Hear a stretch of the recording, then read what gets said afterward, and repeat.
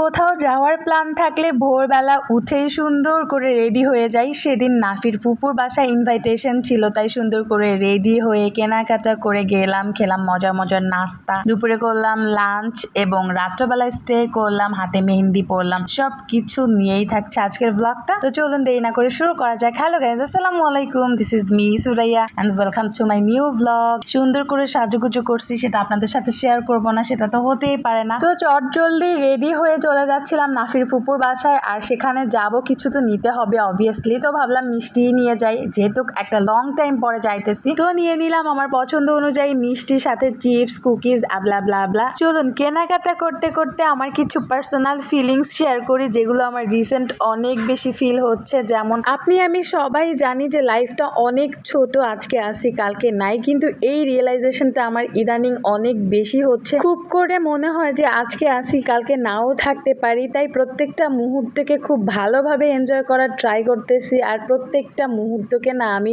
একদম মেমোরি বন্দি করে রাখার ট্রাই করতেছি। এই মুহূর্তগুলো মনে হয় কি ইন ফিউচার নাও পাইতে পারি, আজকে আসি কালকে নাও থাকতে পারি। এই রিয়েলাইজেশনগুলো আমার খুব করে হচ্ছে। এনিওয়েজ, আইসক্রিম আমার অলওয়েজ ফেভারিট, আর আমি কোনো কিছু কিনতে গেলে না আইসক্রিম খাবোই খাবো। আর প্রচুর ক্রেভিং হইতেছিল, যদিও গলা বসা, ইভেন ওয়েদারও খুব বেশি গরম না, তাও আইসক্রিম খেতে মন চাইতেছিল। তাই আইসক্রিম নিয়ে খেতে খেতে চলে আসলাম নাফির ফুপুর বাসায়। মোটামুটি একটা লং টাইম পরে এই বাসাতে আসা, বলতে গেলে 3 বছর। তো এসে দেখেন অসুস্থতা তো আমার পিছনই ছাড়তেছে না। ঢাকায় আসছি থেকে এই যে কোমরের বেল্ট দিছে ডক্টর, সেটা হচ্ছে জার্নির ক্ষেত্রে, কাজের ক্ষেত্রে 3 মাস টানা ইউজ করতে বলছে। আমার যদিও ইউজ করতে খুব একটা মনে থাকে না। যাই হোক, আপুর বাসাটা না খুবই গোছানো পরিপাটি, সে অলওয়েজ খুব নিট অ্যান্ড ক্লিন রাখে। এই বিষয়টা আমার অনেক ভালো লাগলো। আসতে না আসতে এত এত নাস্তা ধরায় দিছে, কি একটা অবস্থা বলেন। আর আমি ভাই পেটুক মানুষ, দেখলেই তো খেতে মন চাবে, স্বাভাবিক। বসে পড়লাম খেতে, আর এইদিকে মিষ্টি পাগল নাফি তো এত এত মিষ্টি খাইতেছিল। যাই হোক, সবকিছুর থেকে অল্প অল্প খেতে খেতে পেট একদম ভরে টইটম্বর হয়ে গেছে। ঢাকায় আসার পরে না